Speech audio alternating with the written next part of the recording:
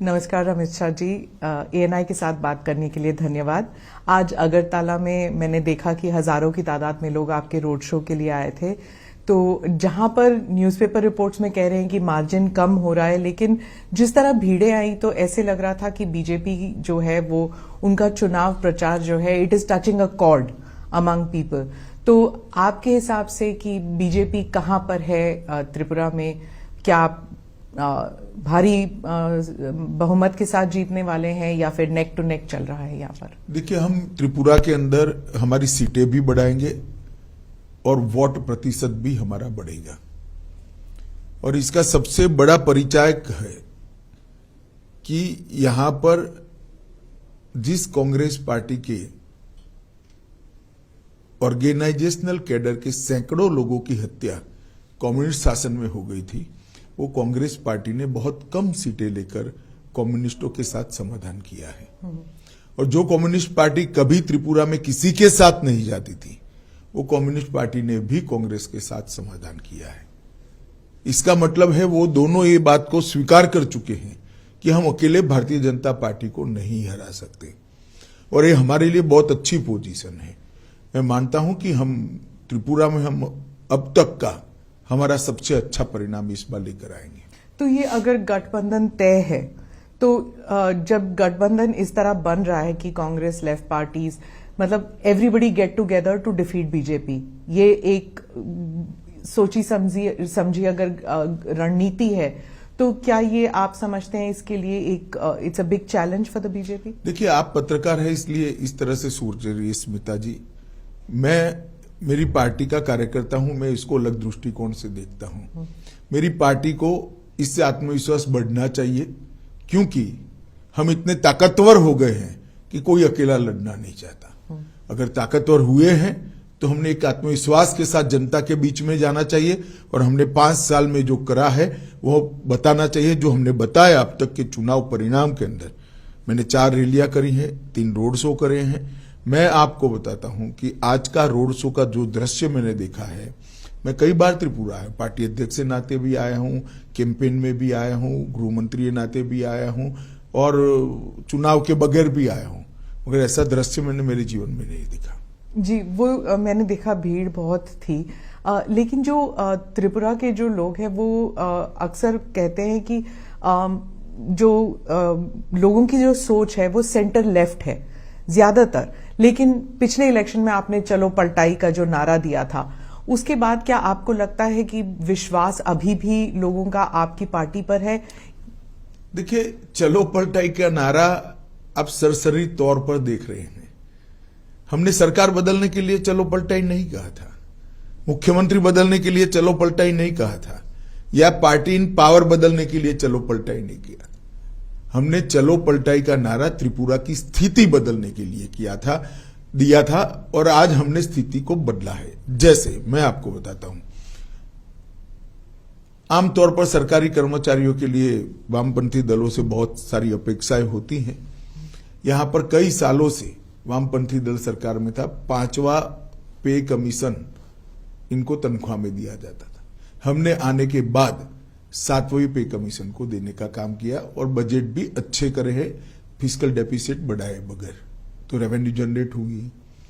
इसके साथ साथ हमने हिंसा को समाप्त करने का वादा किया था, और हमने हिंसा को समाप्त किया है। हमने नशे के कारोबार को, जो बांग्लादेश से सीमाओं से आता है, उसको रोकने का वादा किया था।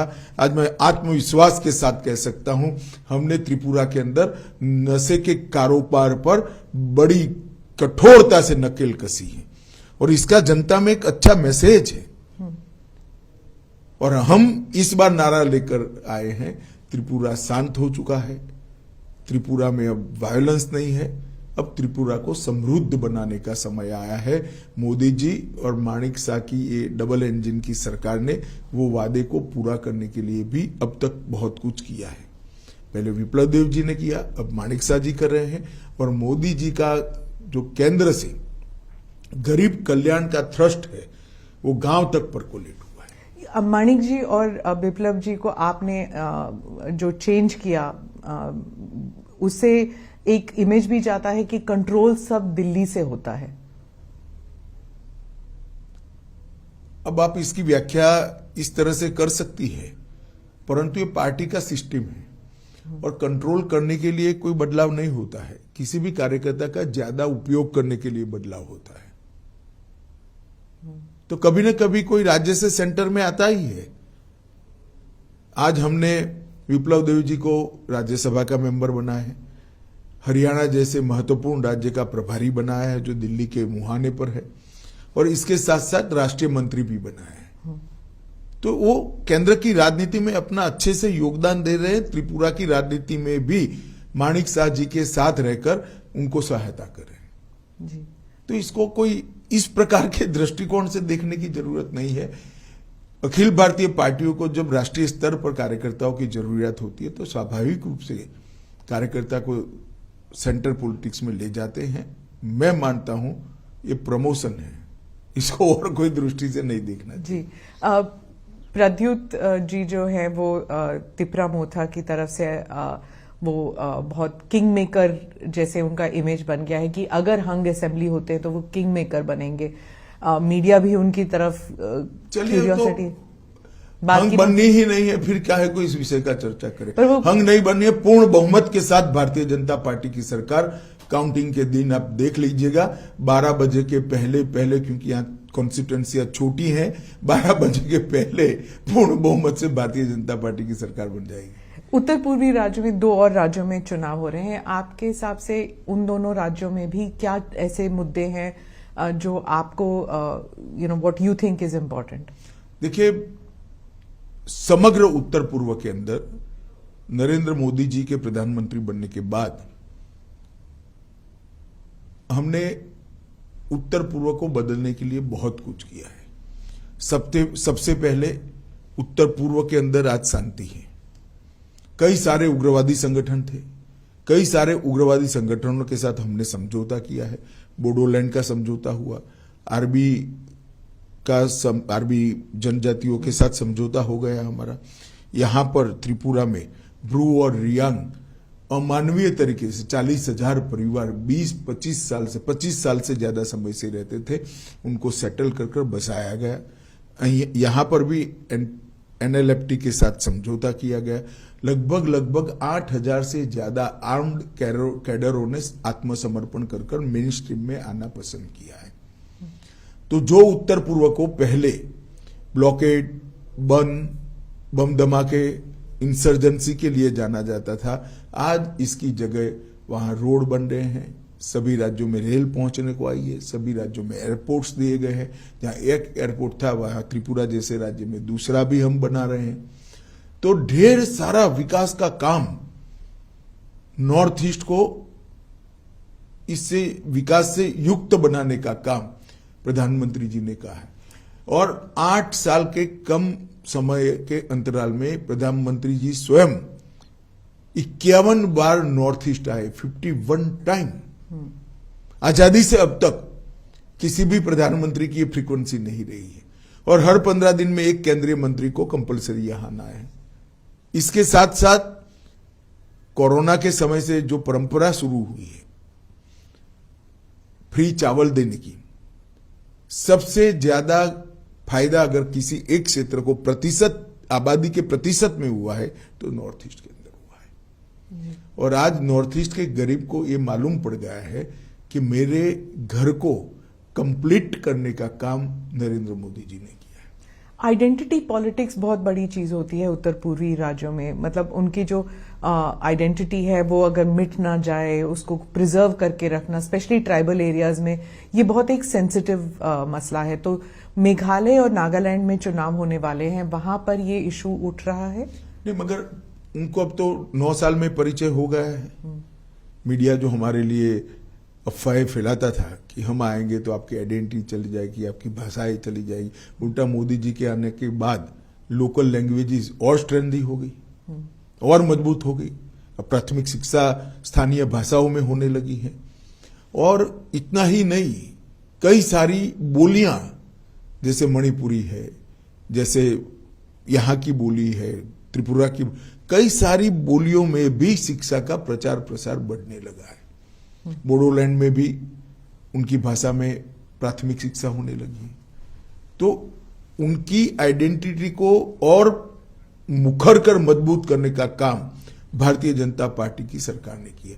एक भी राष्ट्रीय पर्व ऐसा नहीं है जिसमें नॉर्थ ईस्ट के कलाकारों ने दिल्ली के प्लेटफॉर्म पर परफॉर्म नहीं किया है।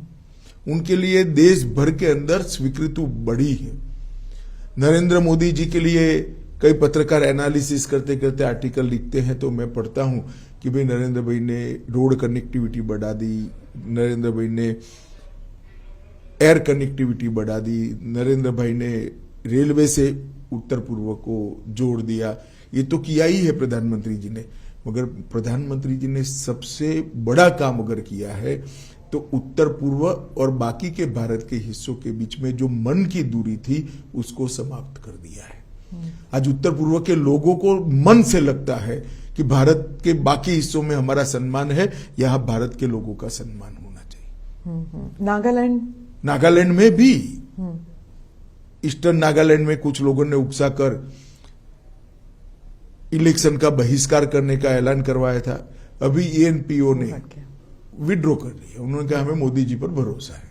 तो यही बताता है कि अब ये चीजें नहीं चलने वाली। तो वो जो अकॉर्ड है उसका अभी तक वो सुलझ नहीं पाया अभी तक। देखिए सुलझ नहीं पाया है। अकॉर्ड किस चीज के लिए होते हैं? अकॉर्ड हिंसा बंद करने के लिए होते। हिंसा तो बंद ही हो गई है, सीजफायर है ये, और इस पर डिस्कशन चल रहा है। जब उत्तर पूर्वी राज्यों में जब इलेक्शन होते हैं हमेशा जो ये बातें चलती हैं कि सीएए एनआरसी को लेके, लेकिन इस बार ये 3 राज्यों में चुनाव होने वाले हैं इस महीने और सीएए एनआरसी की बात ही नहीं उठ रही। आप भी नहीं उठा रहे और ऑपोजिशन भी नहीं उठा रही। नहीं, हमारा उठाने का सवाल ही नहीं है, क्योंकि यहां पर शेड्यूल 6 और इनर लाइन परमिट से प्रोटेक्टेड लगभग 80% से ज्यादा हिस्सा है, इसलिए इससे प्रभावित ही नहीं होता है।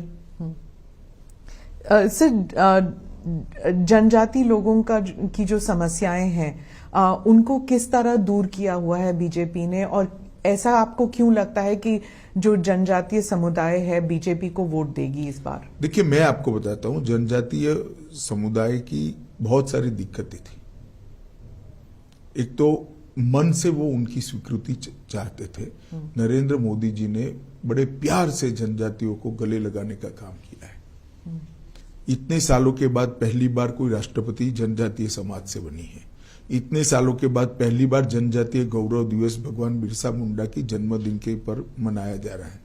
इतने सालों के बाद 1857 से पहले से जिन जनजातीय स्वतंत्रता सेनानियों ने देश को स्वतंत्र कराने के लिए योगदान दिया, इसके 10 बड़े बड़े म्यूजियम 200 करोड़ की लागत से बनाए जा रहे हैं। एकलव्य स्कूल लगभग 300% बढ़ जाएंगे। तो ये बहुत बड़ी उपलब्धि है। उनको लगता है कि ये सरकार हमारे लिए सोच रही है। इसके साथ साथ देश भर के जो गरीबों को फायदा हुआ, वो पूरा फायदा जनजातीय समाज को किसी भी भेदभाव के बगैर मिला है। मैं स्पष्टता से कह सकता हूं, कांग्रेस के शासन में नहीं होता था। आज गरीबों को घर मिल रहा है, तो क्योंकि जनजातीय समाज में सबसे ज्यादा गरीबी थी, सबसे ज्यादा फायदा उनको हुआ है। घर में पानी पहुंच रहा है, उनके घर में बरोबर पहुंच रहा है। गैस का सिलेंडर मिला है, उनको भी मिल रहा है।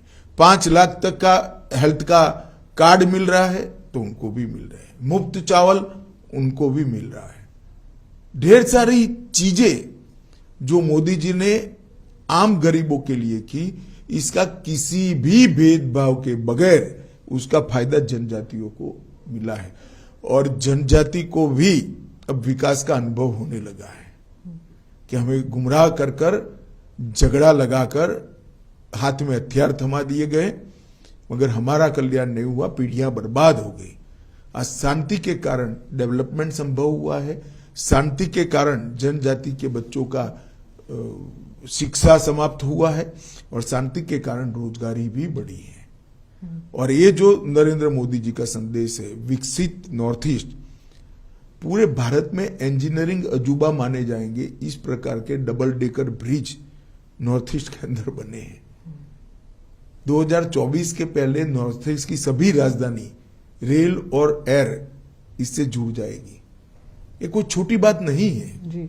आप मिलिटेंसी की बात करते हैं तो मैं अब दक्षिण की ओर रुख करती हूँ। आप सैटरडे को, शनिवार को आप कर्नाटका में थे और आपने पीएफआई की बात की कि बीजेपी की सरकार है जिसने पीएफआई को बैन किया, और थोड़ा सा उसमें विवादास्पद बयान ये भी था कि कांग्रेस जो है वो पीएफआई को उकसा रही थी। तो वहां पर जो कर्नाटका के जो कांग्रेस लीडर्स हैं वो इस बात से काफी नाराज हैं कि ये टिपिफाई किया आपने कि कांग्रेस और पीएफआई एक थी। मैंने ऐसा नहीं किया कांग्रेस और पीएफआई एक थी। मैंने ये कहा कि पीएफआई के कैडर पर अलग अलग प्रकार के केस थे, वो केस को समाप्त करने का प्रयास कांग्रेस सरकार द्वारा किया गया जिसको कोर्ट ने रोका है। अब इसमें इनको बुरा लगाने जैसा क्या, या तो आप प्रयास न करते, प्रयास करोगे तो सुनना पड़ेगा।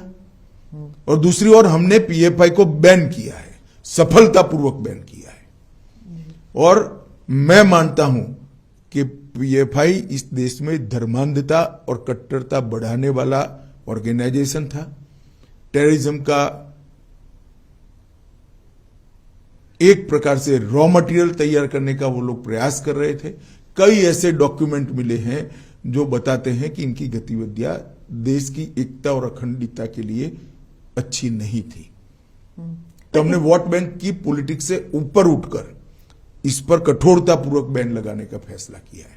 पर इतने साल क्यों लग गए? मतलब सब जानते थे, खासकर कर्नाटका में सब जानते थे कि पीएफआई जो है वो टेररिज्म के साथ थी। देखिए,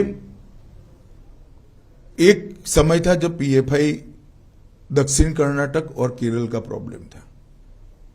जब हमने बैन लगाने का फैसला दिया इस वक्त कि पीएफआई ने देश भर में अपना काम फैलाने का शुरुआत भी कर दी थी, काफी हद तक फैला भी चुके थे। और कुछ इस प्रकार की एजेंसियों के पास सूचनाएं भी आई जिसमें देरी करना या शंका का लाभ देना ठीक नहीं था। इसलिए हमने इस पर निर्णय किया और कठोरता के साथ बैन लगाया है, और बहुत अच्छे तरीके से समाज में कोई रिएक्शन आइदर और साइड से नहीं आया है। जी, आप पुत्तूर गए थे और वहां पे आपने भारत माता मंदिर का उद्घाटन भी किया था। ये दूसरा है शायद भारत माता मंदिर। तो वहां पे चर्चा शुरू हो गई है कि चुनाव प्रचार शुरू कर दिया अमित शाह जी ने और एक कॉकटेल बना रहे हैं हिंदुत्व कम पेट्रियोटिज्म, इस सब का मिला के। देखिए, बड़ी दुर्भाग्यपूर्ण स्थिति है कि भारत माता का मंदिर कोई जो बनाता है जिसमें तात्या टोपे से लेकर सावरकर जी से लेकर एक्का तक, परमवीर चक्र एक्का तक की तस्वीरें लगी हैं, और भारत माता का मंदिर बनाने का जो प्रयास हुआ है, मैं आपको कहता हूं, आप भी कभी समय मिलिए तो जाइएगा, आप तो कर्नाटक से ही हैं। इतने अच्छे एटमॉस्फेयर में वो मंदिर को इतना शांत, क्लीन और नीट बनाया है जिस ट्रस्ट ने बनाया है, मैं तो उसको बहुत बहुत साधुवाद देना चाहता हूं। और अगर वो भारत माता के मंदिर में जाने से मुझ पर कोई आरोप लगता है तो सभी आरोपों को मैं स्वीकार भी करता हूं और स्वागत भी करता हूं। सिद्धरामैया जी और डीके शिव कुमार कह रहे हैं कि आप अमित शाह जी और मोदी जितनी बार भी आए, कर्नाटका के लोगों ने तय कर लिया है कि बीजेपी की सरकार नहीं आएगी इस बार। चलिए, वो तो ऐसा ही कहेंगे, हमारे लिए अच्छा नहीं कहेंगे क्योंकि हमारे सामने वो चुनाव लड़ रहे हैं। मगर कर्नाटक के अंदर पूर्ण बहुमत की भारतीय जनता पार्टी की सरकार बनने जा रही है। मैं कर्नाटक 4 बार गया हूं विगत 2 महीने, 5 बार गया हूं विगत 2 महीनों में। मैं आपको बताता हूं, मैंने जनता की पल्स देखी है, नरेंद्र मोदी जी की लोकप्रियता देखी है। वहां पर बहुत बड़ा मैंडेट भारतीय जनता पार्टी को मिलने जा रहा है। तटीय और दक्षिण कर्नाटका में तो होल्ड था ही बीजेपी का, लेकिन आप मानते हैं कि बाकी इलाकों में भी? नहीं, उत्तर कर्नाटक और हैदराबाद कर्नाटक में भी मैं जाकर आया हूं। जी जी। और मैंने शुरुआत तो मांड्या से करी है। मांड्या में इतनी बड़ी रैली भारतीय जनता पार्टी की कभी नहीं हुई। तो मांड्या की जनता भी अब परिवारवादी पार्टियों से खिसक कर भारतीय जनता पार्टी के डेवलपमेंट के पॉलिटिक्स को एक्सेप्ट करती है। मैं मानता हूं बहुत शुभ चिन्ह है कर्नाटक की राजनीति के लिए। तो जेडीएस जो है वो भी कह रही है कि हम पर परिवारवाद का आरोप लगाते हैं अमित शाह जी, लेकिन उनके पार्टी में भी तो इतने सारे लोग हैं जो second generation, third generation politicians हैं। देखिए, सेकंड जनरेशन, थर्ड जनरेशन में जो काम करते हैं ऐसे लोग मेरी पार्टी में भी है जी। मगर मेरी पार्टी में ऐसा नहीं है कि पार्टी का अध्यक्ष उसके बाद उसी के परिवार का व्यक्ति अध्यक्ष बनेगा। या तो पूरा का पूरा परिवार एमपी या एमएलए बन जाएगा। ये किस प्रकार की कंपैरिजन है? पूरी डेमोक्रेटिक सिस्टम को आपने समाप्त कर दिया है। इस प्रकार के आंख में धूल झोंकने वाले बचाव जनता के सामने रखकर आप परिवारवाद को छुपा नहीं पाओगे। आपने कश्मीर के बारे में भी ये कहा था जब आर्टिकल 370 पे जब हमने इंटरव्यू किया था, तब उस वक्त भी आपने कहा था कि परिवारवाद जो है वो खत्म हो जाएगा, अब कश्मीर में नए नेता उभरेंगे। लेकिन अभी भी वहां पे अभी चुनाव ही कहां हुआ है? पर तैयारियां तो शुरू हो गई हैं। तो तैयारी तो करने का सबको अधिकार है। जनता का मैंडेट देखिएगा। अब ये जो पंच सरपंच चुनकर आए हैं, इसमें से ही नया नेतृत्व इमर्ज होगा, वहीं से कश्मीर के नेता निकलेंगे। सर, जहां पर आप ऑपोजिशन की पार्टीज पर परिवारवाद का आरोप लगाते हैं, वहीं कांग्रेस जो है अब आप पर, आपकी पार्टी पर, आप पर नहीं, आपकी पार्टी पर मित्रता का आरोप लगा रही है कि मित्र, बीजेपी के जो मित्र हैं, अडानी जी के बारे में कहा जाता है कि उनको सभी कॉन्ट्रैक्ट्स मिल रहे हैं और बीजेपी जो है उनका जो डिफेंस है वो इतना नहीं है, इतना स्ट्रांग नहीं है। अभी सुप्रीम कोर्ट ने केस का संज्ञान लिया है।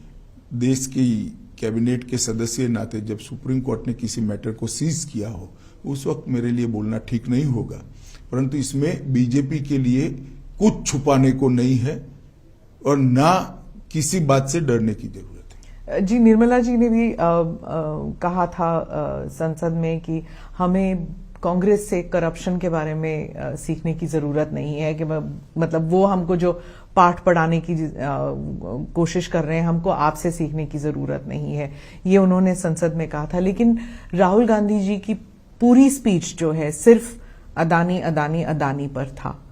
अब वो तो उनको क्या स्पीच देनी, उनको सोचना चाहिए। इनकी जो स्क्रिप्ट लिखते हैं इन लोगों को सोचना चाहिए। इसमें मैं कुछ नहीं कर सकता। क्योंकि वो कह रहे हैं कि जब उन्होंने भारत जोड़ो यात्रा की, वो कह रहे हैं कन्याकुमारी से लेके कश्मीर तक लोग यही कह रहे हैं कि बीजेपी जो है वो पहले एंटी करप्शन थी, लेकिन अब उनमें क्रोनी कैपिटलिज्म वाली बात शुरू हो गई है। सवाल ही पैदा नहीं होता। एक भी आरोप भारतीय जनता पार्टी पर आज तक कोई नहीं लगा पाया है। उनके जमाने में उन्हीं की एजेंसियों ने, चाहे कैग हो चाहे सीबीआई हो, उन्होंने करप्शन का संज्ञान लेकर केस रजिस्टर किए थे। 12 लाख करोड़ के करप्शन के घोटाले किए थे। जो इदारे हैं, जो सिस्टम है, उनके बारे में भी कहा जाता है कि कांग्रेस कहती है कि बीजेपी ने सारे सिस्टम्स को अपने कब्जे में ले लिया, इसलिए कोई इंक्वायरी नहीं होगी, कोई इन्वेस्टिगेशन नहीं हो सकती। कोर्ट में जाए ना, कोर्ट में नहीं जाते हैं। मैंने तो पेगासिस में भी कहा था आपके पास प्रूफ है तो आप कोर्ट में चले जाइए, ना गए। वो सिर्फ शोर शराबा करना चाहते हैं। कोर्ट तो हमारे कब्जे में नहीं है। जो लोग गए, पेगासिस का संज्ञान भी लिया था, कोर्ट ने जजमेंट भी दे दिया, कुछ जांच भी कर ली।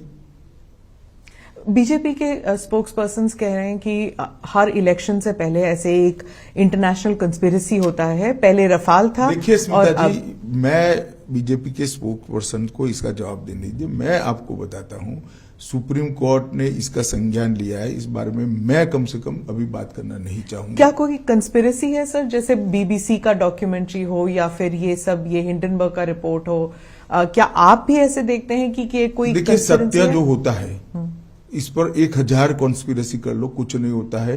वो करोड़ों सूर्य की भांति तेजस्वी बनकर ही बाहर आता है।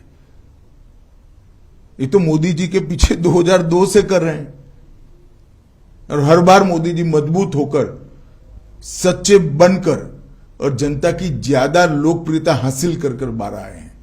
जी, उन्होंने, प्रधानमंत्री ने स्पीच में भी यही कहा था कि कीचड़ जो है, कमल जो है कीचड़ में ही उगता है, तो जितना मर्जी कीचड़ उन पर फेंका जाए, पार्टी और वो उभर कर आएंगे।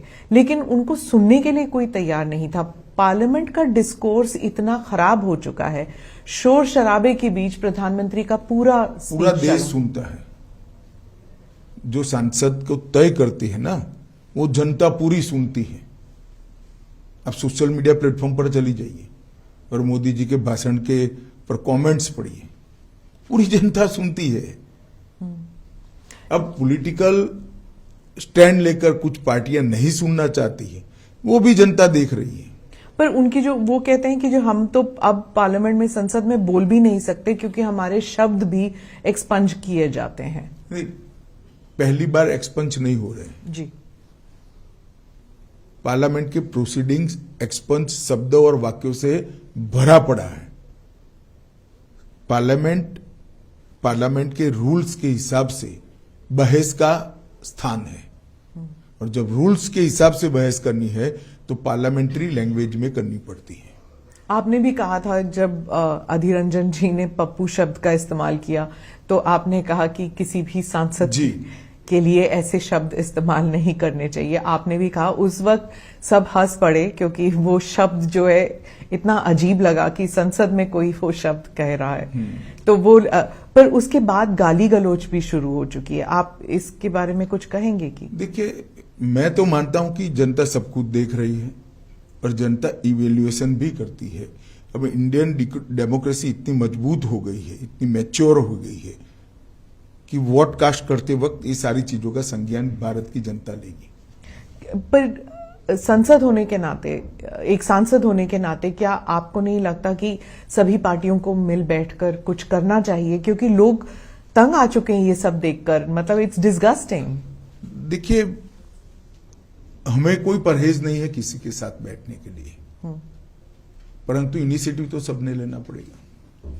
जी। मैं अब जो राज्यों में चुनाव होने वाले हैं, 8 कुछ राज्यों में चुनाव होने वाले हैं, बहुत से लोग कहते हैं कि ये बार बार जो चुनाव होते हैं, मतलब अब 12 महीने में 8 राज्यों में अगर चुनाव होंगे तो एडमिनिस्ट्रेशन, रनिंग द कंट्री, ये सब बैकसीट ले जाए, सिर्फ इलेक्शन कैंपेन ही चलता रहता है।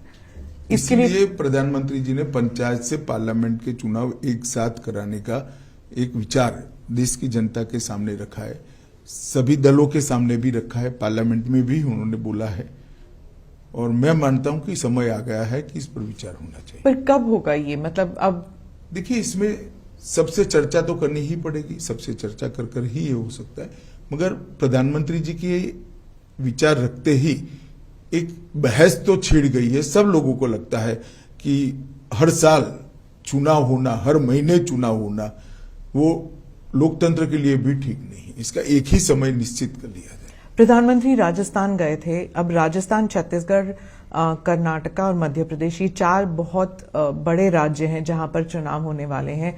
आप थोड़ा सा ब्रेक डाउन करके हमें बता सकते हैं कि राजस्थान में क्या आप देख रहे हैं एक चेंज, जैसे आपने पलट का कहा था? नहीं, मैं तो मानता हूं कि ये चारों राज्य, राजस्थान, कर्नाटक, राजस्थान, छत्तीसगढ़ और मध्य प्रदेश भारतीय जनता पार्टी के मजबूत राज्य हैं।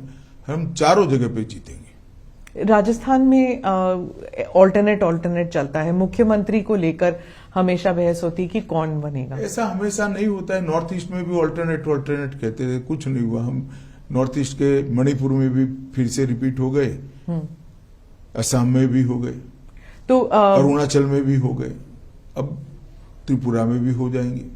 मध्य प्रदेश में आप नहीं समझते कि इतनी देर से बीजेपी की सरकार चल रही है, जो कांग्रेस है वो कहते हैं कि लोग ऊब चुके हैं, बोर हो चुके हैं एक ही पार्टी। गुजरात में भी बहुत सालों से चल रही है। गुजरात में तो आपने पुरजोर कोशिश की, आप और मोदी जी, आप दोनों के होम स्टेट है, वहां पे तो जीतना ही था आपको। नहीं, ऐसा नहीं होता है। जब जनता बोरियत महसूस करती है तो कोई नहीं जीता सकता, मगर नई नई योजनाएं जो भारतीय जनता पार्टी की सरकार, केंद्र सरकार और राज्य सरकारें लेकर जा रही, इसका जनता स्वागत करती है। मोदी जी की लोकप्रियता का जनता स्वागत करती है, और मोदी जी ने देश को जिस जगह से जिस जगह पे पहुंचाया है उसका जनता स्वागत करती है। वो अप्रिशिएट करते हैं कि इस देश को पूरी दुनिया में सम्मान दिलाने का काम नरेंद्र मोदी जी ने किया है। हमारे देश को सुरक्षित करने का काम नरेंद्र मोदी जी ने किया है। हमारे देश के अर्थतंत्र को 11वें नंबर से 5वें नंबर पर पहुंचाने का काम किया है, और देश के सामने 5 ट्रिलियन अमेरिकी डॉलर की इकोनॉमी का लक्ष्य रखा है।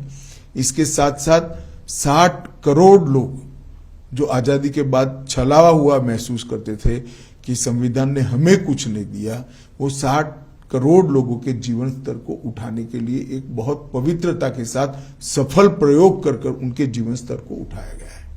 G20 जो चलने वाला है पूरे कंट्री में, you have so many events, इसके बारे में ये भी कहा जाता है कि जहां पर भारत को एक शोकेसिंग हो रही है, भारत के राज्यों की शोकेसिंग हो रही है, वहीं इसको एक इलेक्शन के तौर पर भी इस्तेमाल किया जाएगा, इलेक्शन प्रोपेगेंडा या इलेक्शन कैंपेन के तौर पर, क्योंकि मोदी जी की छवि को लेकर सब जगह बात होगी और वर्ल्ड लीडर्स जो हैं वो मोदी जी के साथ आएंगे, तो it will be use for domestic purpose also. नहीं तो क्यों ना हो। अगर मोदी जी के समय में ही G20 का नेतृत्व तो भारत को मिला है और यशस्वी तरीके से अगर G20 की पूरी समिट सफलता से समाप्त होती है तो मोदी जी को यश मिलना ही चाहिए। क्यों ना मिले? किसको मिले? तो अपोजिशन को मिले, स्वाभाविक रूप से प्रधानमंत्री जी को मिलेगा। और जिस प्रकार से उन्होंने आयोजन किया है, पूरी दुनिया आश्चर्यजनक तरीके से देख रही है। किसी भी देश में G20 की सीरीज ऑफ मीटिंग्स को 4 या 5 शहर के बाहर नहीं ले जा पाए। हमने हर राज्य को मौका दिया है। इतने बड़े देश में कोई राज्य और कोई केंद्र शासित प्रदेश छूटा नहीं है। ये बहुत बड़ी उपलब्धि है और कितनी तैयारी करनी पड़ती है इसके लिए।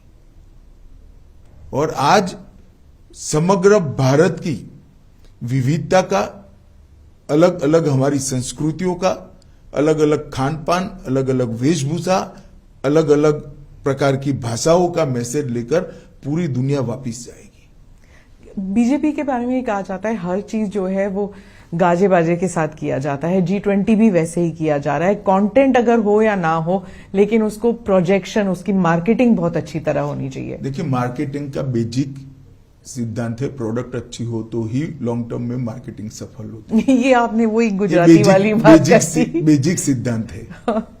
और अगर प्रोडक्ट अच्छी है तो उसको गाजे बाजे के साथ मार्केट करना ही चाहिए। तो प्रधानमंत्री जी का जो काम है वो क्यों भारतीय जनता पार्टी का कार्यकर्ता गौरव के साथ देश और दुनिया के सामने न रखे। 75 साल के अंदर भारत को इतनी तेजी से आगे बढ़ाने के लिए जो प्रयास हुए हैं, सिर्फ प्रयास नहीं, सफलता भी मिली है, उसको गौरव के सामने देश और दुनिया, गौरव के साथ देश और दुनिया के सामने रखना चाहिए। और मैं मानता हूं ये प्रधानमंत्री जी का सिर्फ गौरव नहीं हो रहा है, पूरे भारत का हो रहा है। ये भी कहा जाता है कि बीजेपी जो है वो जम्मू कश्मीर को लेकर कहा जा रहा था कि बीजेपी जो है वो इट इज राइटिंग अ री इमेजिन्ड हिस्ट्री। मतलब करंट जो है वो तो चल ही रहा है, लेकिन हिस्ट्री को भी रीराइट कर रहा है। कश्मीर को लेकर कहा जाता था और it's said about the rest of the country also कि आप जो हैं वो you are talking about a past which you want to erase a certain past, कि मुगलों को इरेज कर देते हैं, जो नेहरू जी का कंट्रीब्यूशन है उसे इरेज किया जा रहा है। अब 370 के रेफरेंस में कहती है, सिर्फ 370 नहीं तो नेहरू जी के कारण 370 ही आया। तो हमारा तो एजेंडा है 1950 से डाला तब से है कि नहीं होना चाहिए था, इससे देश का नुकसान हुआ है और अब ये सिद्ध भी हो रहा है। जिस तरह से जम्मू कश्मीर के अंदर डेवलपमेंट हो रहा है, जम्मू कश्मीर में जिस तरह से आतंकवाद धीरे धीरे समाप्त हो रहा है, सारे आंकड़े आप देखिए, ढेर सारा परिवर्तन जम्मू कश्मीर में हो ही रहा है। और बाकी राज्यों में जो हो रहा है वहां पर भी आप जैसे कह रहे हैं कि रीनेमिंग ऑफ सिटीज, आपने लखनऊ को रीनेम करना है, हर चीज, मतलब जो मुगलों का जो कंट्रीब्यूशन है उसे हटा दीजिए, नेहरू परिवार का जो कंट्रीब्यूशन है उन्हें कंट्रीब्यूशन कोई नहीं हटाना चाहिए, ना हम भी हटाना चाहते हैं, परंतु इस देश की परंपरा को अगर कोई स्थापित करना चाहते तो इसमें किसी की आपत्ति नहीं। और जो रीनेमिंग ऑफ सिटीज की बात चल रही है, देखिए,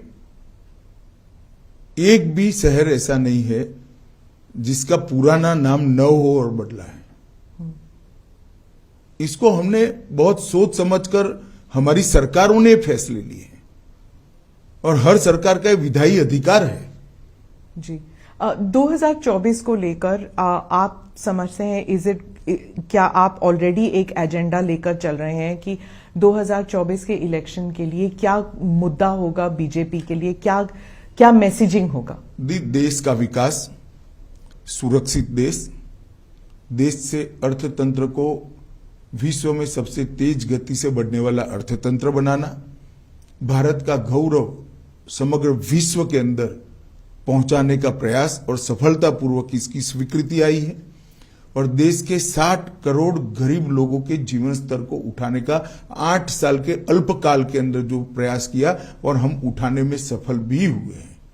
और ढेर सारी सिद्धियां, रेलवे में आमूलचूल परिवर्तन हो रहा है, अंतरिक्ष के क्षेत्र में नई नीति बनकर आज हम अंतरिक्ष के क्षेत्र में भी लीडर बनने के लिए तैयारी कर रहे हैं, ड्रोन की पॉलिसी बनकर ड्रोन के क्षेत्र में भी हम आगे बढ़ रहे हैं, खदानों के क्षेत्र में भी बहुत सारी पॉलिसी हमने तय की है, इंडस्ट्रियल डेवलपमेंट के लिए मेक इन इंडिया को सफल बनाने के लिए, भारत समग्र विश्व में उत्पादन का हब बने, इसके लिए ढेर सारी नीतियां बनाकर इनमें सफलतापूर्वक प्रयास किया है।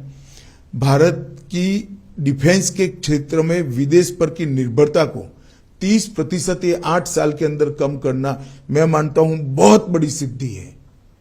वामपंथी उग्रवाद लगभग समाप्ति के आरे पर है। जम्मू कश्मीर के अंदर आतंकवाद पर पूर्णतया हमारी एजेंसियों का कंट्रोल है, वर्चस्व है। नॉर्थ ईस्ट के अंदर पूरा एक प्रकार से जो उग्रवादी ग्रुप थे, इसके अंदर बहुत सारा समाधान कर हमने धीरे कर 8,000 से ज्यादा उग्रवादी ग्रुपों के लोगों को मेन स्ट्रीम में लाने में सफलता हुई। नॉर्थ ईस्ट पहली बार विकास का अनुभव कर रहा है। मैं तो अभी त्रिपुरा में घूम रहा हूं। आज भी एक मैं बहुत गरीब घर के अंदर भोजन करने के लिए गया था, उसने उसका टॉयलेट भी बताया, गैस का सिलेंडर भी बताया, घर में बिजली भी बताई और नल से आता हुआ पानी भी बताया और आयुष्मान भारत का कार्ड भी बताया। ये लाभार्थी स्कीम तो ये गरीब के घर में पहुंचा है सारा।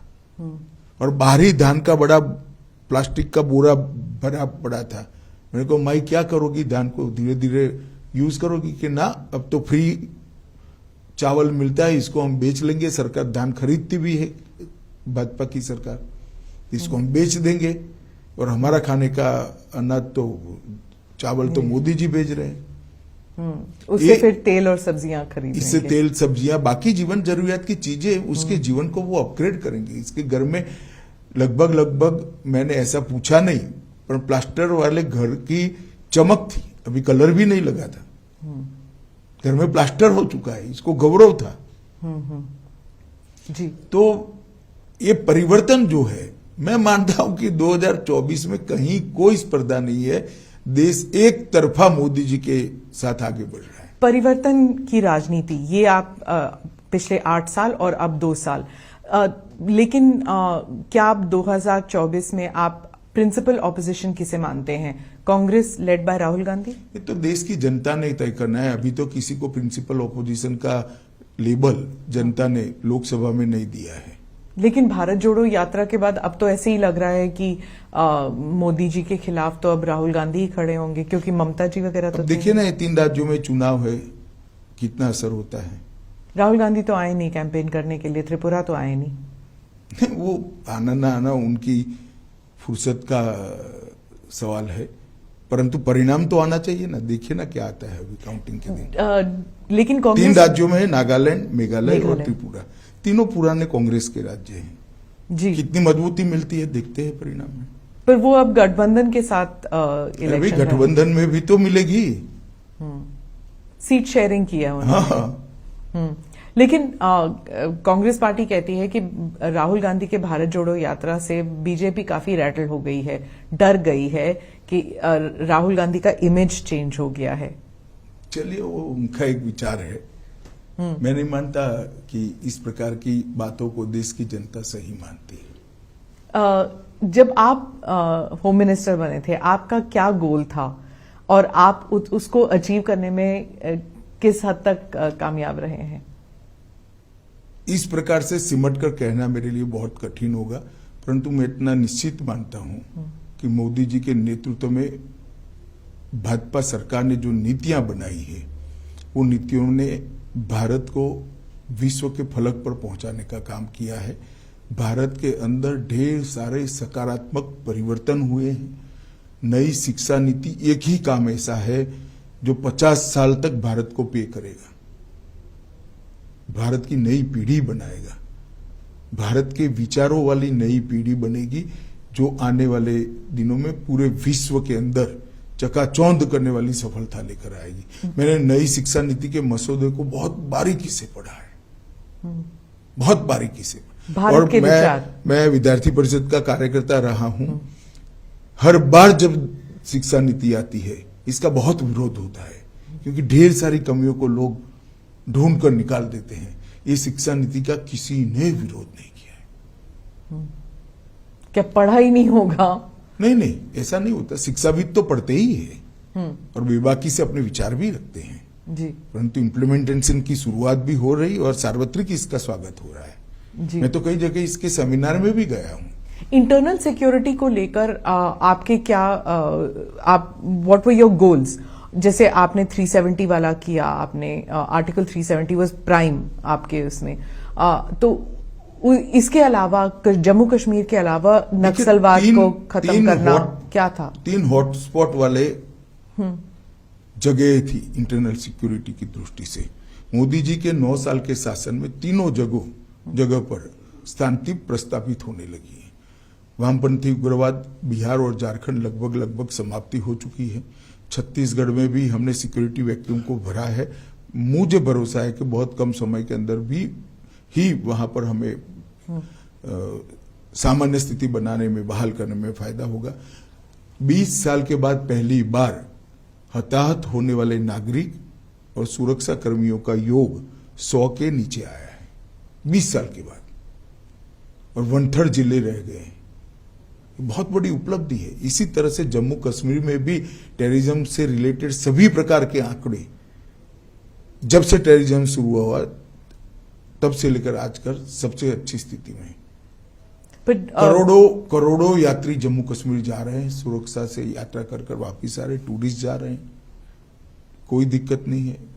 इतने बाय एयर पैसेंजर कभी नहीं गए थे जितने अभी गए हैं। तो ये बहुत बड़ा परिवर्तन है और नॉर्थ ईस्ट में आप देख ही रही है। खालिस्तान जो मूवमेंट है उसके जो टेररिस्ट हैं बाहर से उनको समर्थन दे रहे हैं। इंटरनली इंडिया में भी जैसे चंडीगढ़ में भी कुछ लोग निकले थे बाहर। वायलेंस बढ़ता जा रहा है, खालिस्तान जैसे वर्ड फिर से इस्तेमाल होने लग गए हैं। देखिए, ये सालों से होता है, हम इस पर गंभीरता से वॉच बनाए रखे हुए हैं। पंजाब सरकार से भी हमारी चर्चाएं होती है, सभी एजेंसियों का कोऑर्डिनेशन अच्छा है। मुझे विश्वास है कि हम इसको पनपने नहीं देंगे। क्या हम कनाडा, यूके इन सब से इंटरनल सिक्योरिटी को लेकर उनसे बात कर रहे हैं हम? देखिए स्मिता जी, इस प्रकार की बातों को सार्वजनिक रूप से प्रकट करना न नेशनल सिक्योरिटी के लिए अच्छा है, न गृह मंत्री के लिए अच्छा है।